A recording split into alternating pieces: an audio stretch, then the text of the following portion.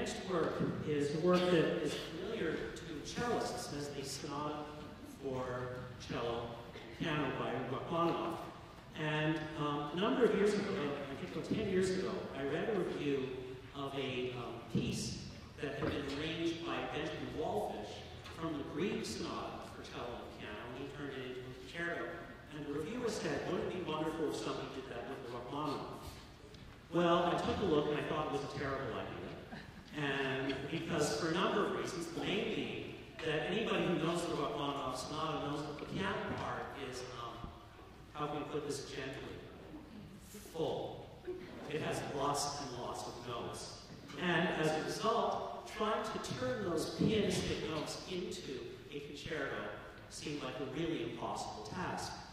So I came up with this interesting idea. Instead of doing what they did with the Grieg one, which is that they just took the cello part, kept it the same, and orchestrated the piano part, what if we took some of those fast piano licks and gave them to the cello part? Then you could turn it into a real concerto. And that would be like having a Rachmaninoff concerto, which everybody loves, but instead of it being for the piano, it would be for another instrument. And I thought this was a really fun idea to try to work with. Fun it wasn't when it came to actually trying to put the whole thing together. It took an enormous amount of work. But in the final analysis, I came up with several solutions to overcome that. And I think the really wonderful thing about having a piece like this is that there's a different audience for chamber music than there is for orchestral concerts.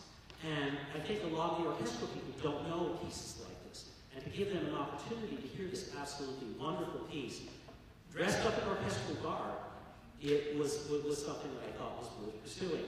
And then we came up with it, and Peter's here to play it. And it's really a very different experience. But I think those of you who know the Rachmaninoff concertos will go, oh yeah, that sounds like Rachmaninoff. But there's other things that don't.